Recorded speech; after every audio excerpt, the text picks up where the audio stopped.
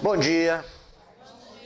Hoje eu resolvi trazer para os senhores alguns relatos de pessoas, amigas minhas, cegas. Vocês vão dizer, mas você só traz cego. É que cego atrai cego. O professor e a afetividade, que é o que denominei para o que nós vamos ver. Certo? Próximo. Eu sou sua oportunidade, Helen Keller. Olha a frase da nossa querida Helen Keller.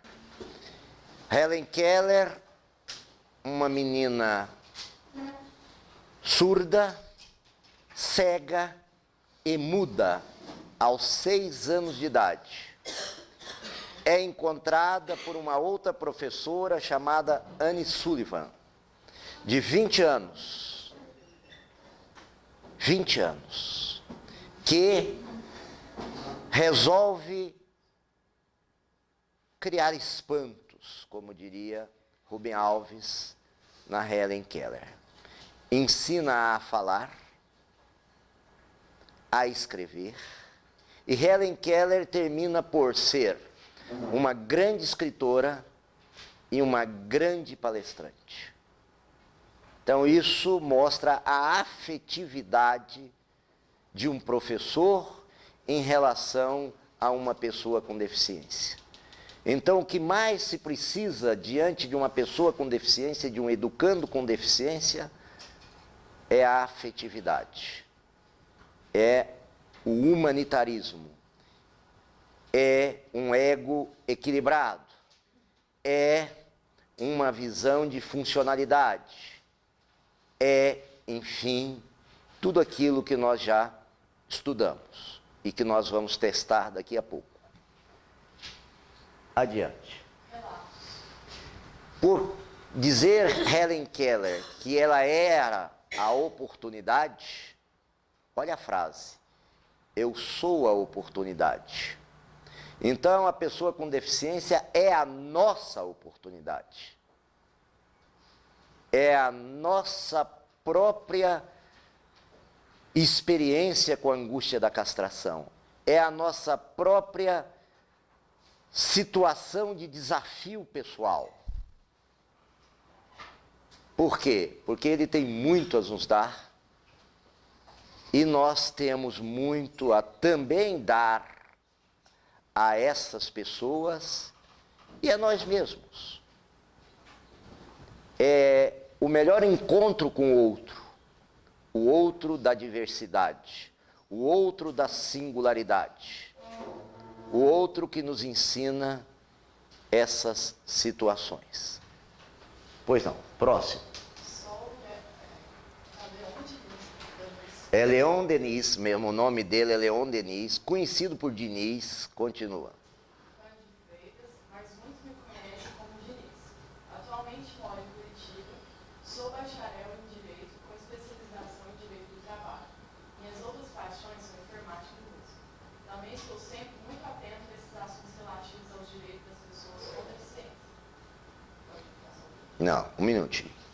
Diniz, meu amigo pessoal, jovem, vocês vão ver, profundo conhecedor dessa questão das pessoas com deficiência.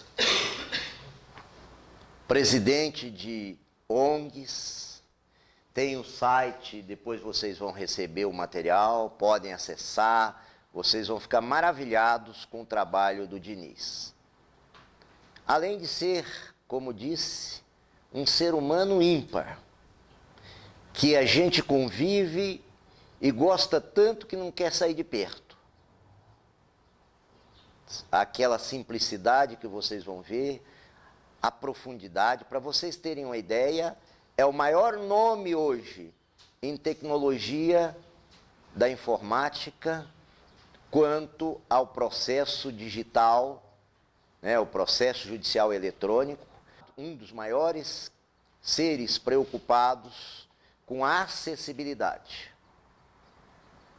fazíamos reuniões juntos, ele dirigia as reuniões a pedido do outro amigo que vocês verão depois, com uma desenvoltura fantástica. Olá, meu nome é Diniz. Quero agradecer primeiramente ao professor Emerson pela oportunidade de falar um pouquinho com vocês.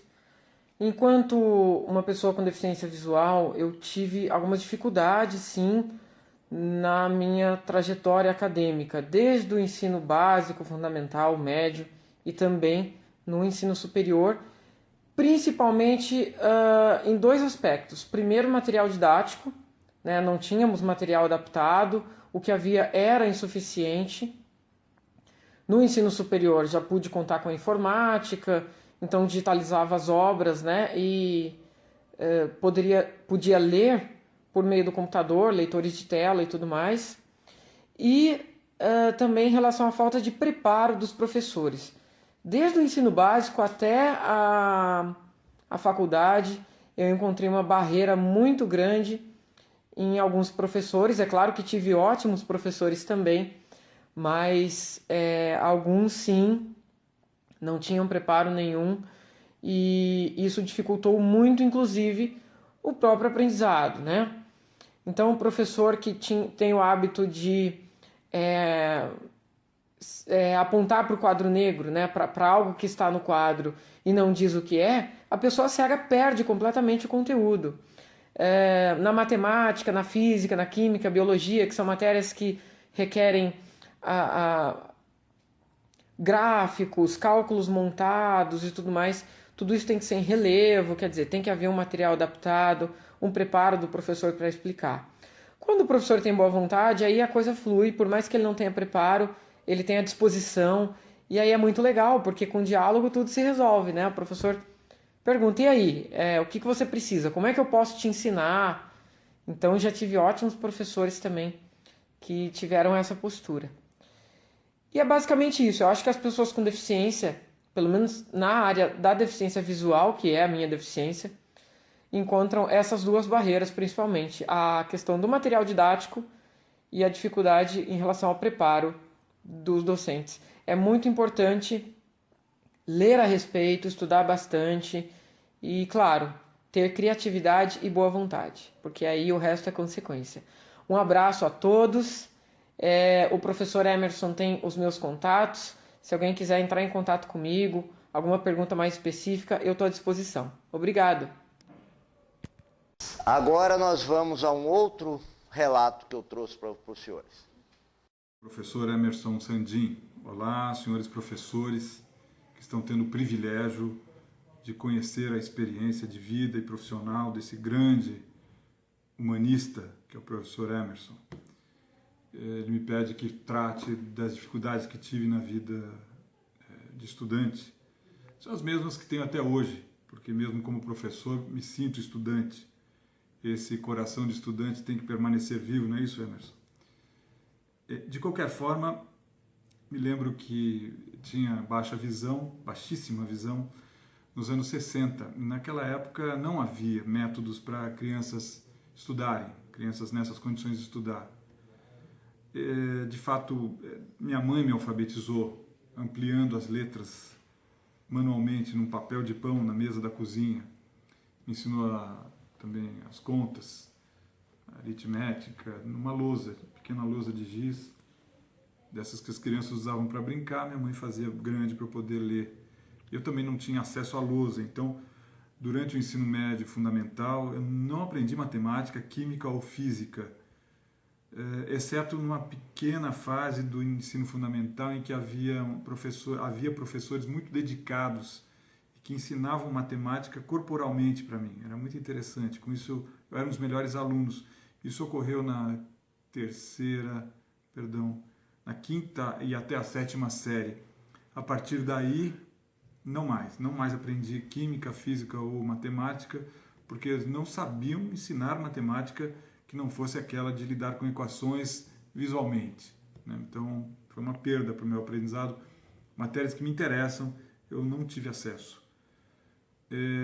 Não havia computadores, então não havia como se ampliar letras, a não ser à mão. Então, eu tive que fazer sempre um esforço muito grande, tendo aulas particulares de matemática, de reforço de português. Mas com isso eu consegui terminar o ensino médio e por um grande privilégio, uma ação divina, eu consegui ingressar na Faculdade de Direito da USP, em São Paulo. Claro. E lá eu perdi totalmente a visão. Tinha muita dificuldade em realizar o vestibular. O vestibular foi feito com um método especial em que alguns liam as questões para mim e marcavam as respostas, tanto na prova de teste como nas redações. Também quando eu ingressei na faculdade tinha baixa visão, portanto muita dificuldade em escrever e ler. Meus colegas, no entanto, me ajudavam, mas houve também uma piora no quadro, porque lá eu perdi totalmente a visão. Aí o que era dificuldade se tornou impossibilidade, ler e escrever. Não sabia braille, porque crianças com resíduo de visão enfatizavam o aprendizado do português escrito no nosso alfabeto normal. Então o braille que eu sabia era uma informação coadjuvante. Não me serviu. Também não me serviria na vida prática naquela altura. O braille é muito útil para a criança que se alfabetiza, mas para quem lida com processos, muitos livros, o braille é um apoio quase que ineficaz. Ele é absolutamente imprescindível para os meninos, insisto, que vão se alfabetizar, porque ele inclusive propicia o contato íntimo com a palavra. We touch them. Né? Com isso nós conseguimos ter uma intimidade muito grande com a grafia. Eu acho que o inglês é muito expressivo, o verbo touch, to touch, é muito forte.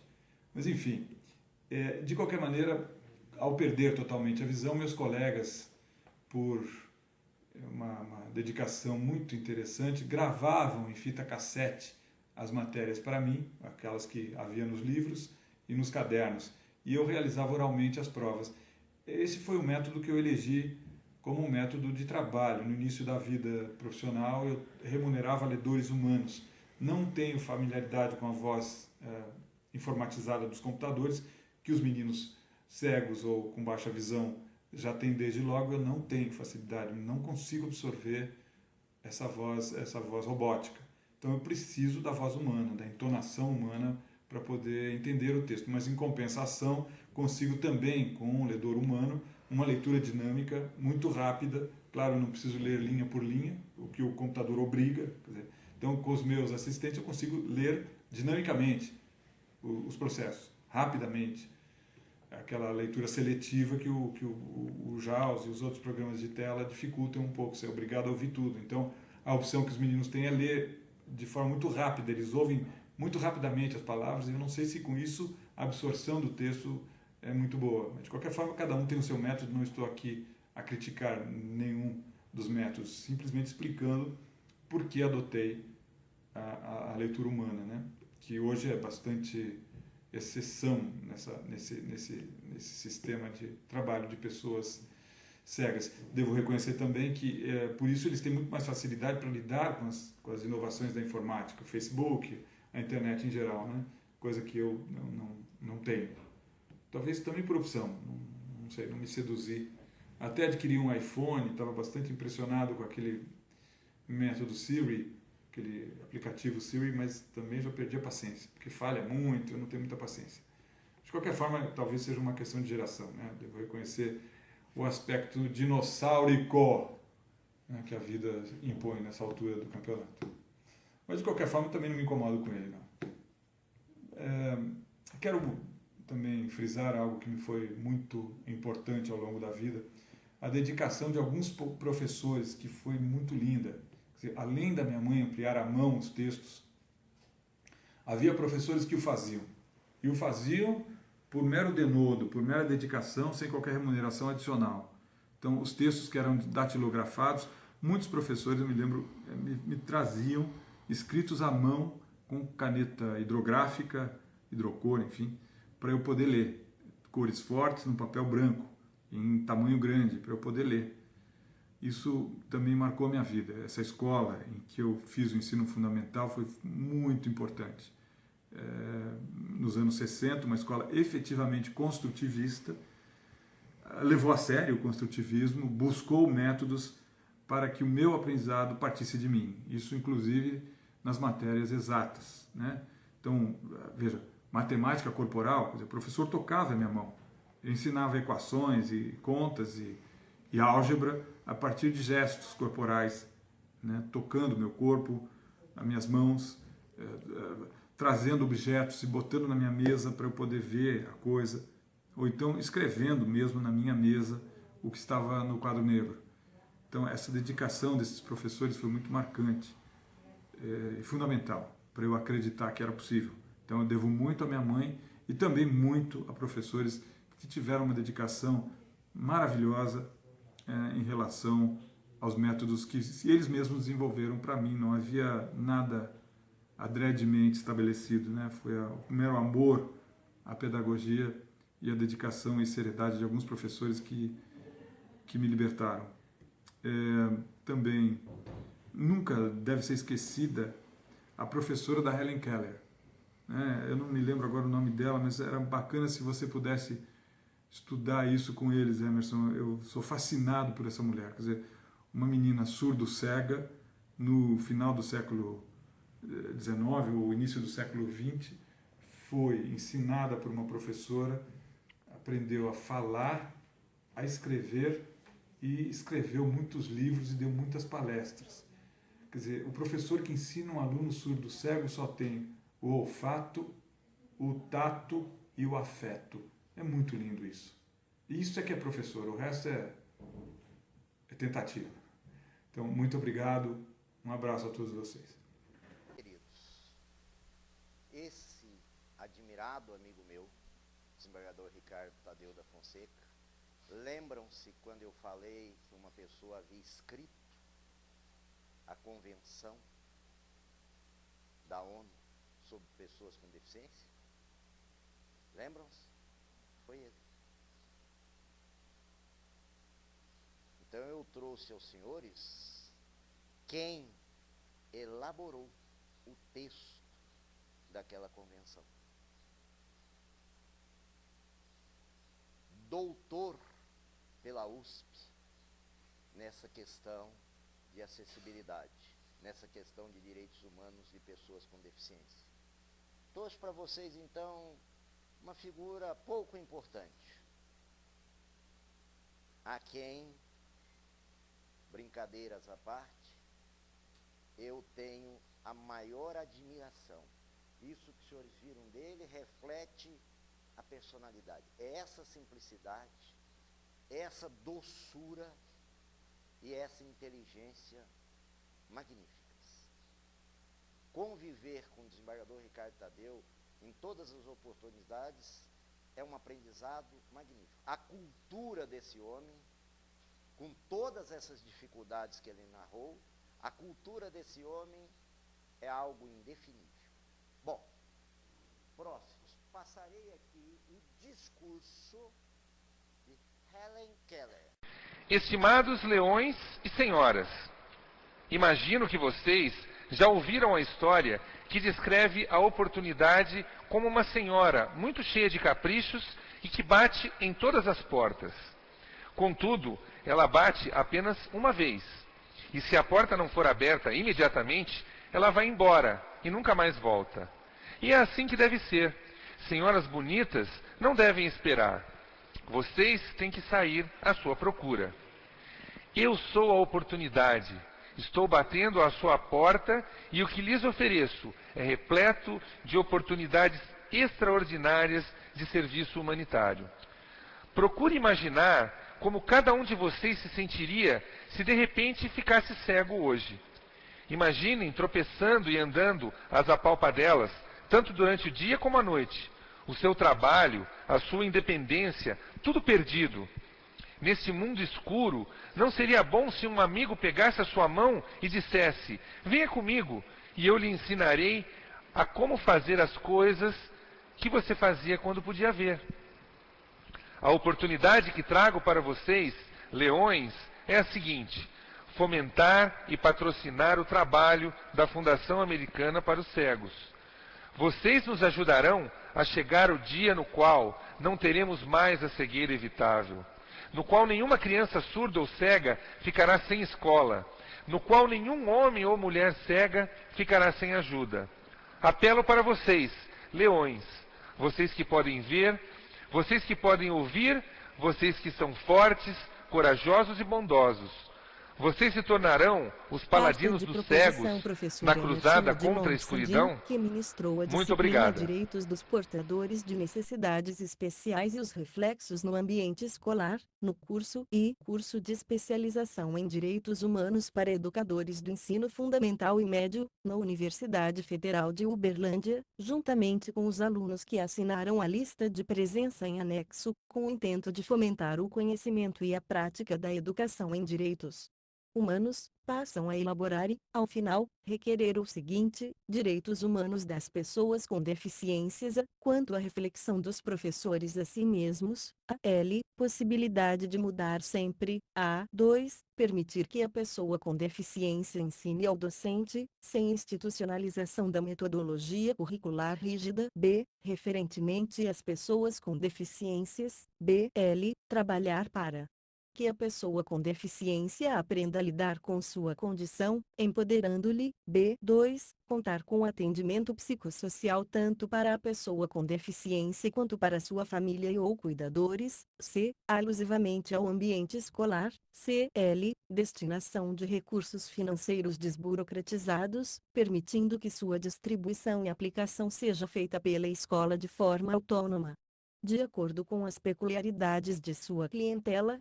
2. Em caso de óbice ao acesso à educação, permitir que ambientes escolares tombados como patrimônio público histórico recebam adaptações compatíveis com acessibilidade. Recursos faltantes a demandas das pessoas com deficiência em quaisquer ambientes escolares, formal e informal, a serem reivindicados. Recursos humanos capacitados, inclusive cuidadores. 2. Material didático e pedagógico, incluindo a biblioteca, e demais recursos que colaborem para a instrumentalização do conhecimento. Requerimentos: 1. Oferecimento e aumento gradativo de cursos de capacitação na área. 2. Elaboração de lei federal que torne obrigatório o ensino de Libras e outras formas de linguagem, de modo que se permita o acesso e permanência de alunos que assim o requeiram. 3. Inserção obrigatória na grade curricular de disciplinas tais como Braille, Libras, Soroban e outros instrumentos de linguagem que garantam acesso e permanência no ambiente escolar, contribuindo para a promoção da igualdade e equidade, também em nível de lei federal. 4. Extensão legal de benefícios, gratificações e bonificações a todos os profissionais que atuem diretamente com alunos que requeiram atendimento especializado, desde que tenham se capacitado para o trabalho em AEI. 5. Criação de órgãos para o oferecimento de cursos, também no contraturno de trabalho do profissional da educação, bem como a ampliação daqueles já existentes. Uberlândia, 8 de agosto de 2015. Emerson Odilon Sandin. Discentes representados pela lista em anexo. Errata: o nome da disciplina haveria de ser Direito dos Educandos com Deficiência e os reflexos no ambiente escolar. Isso já prova desconhecimento que graça perante os operadores do direito.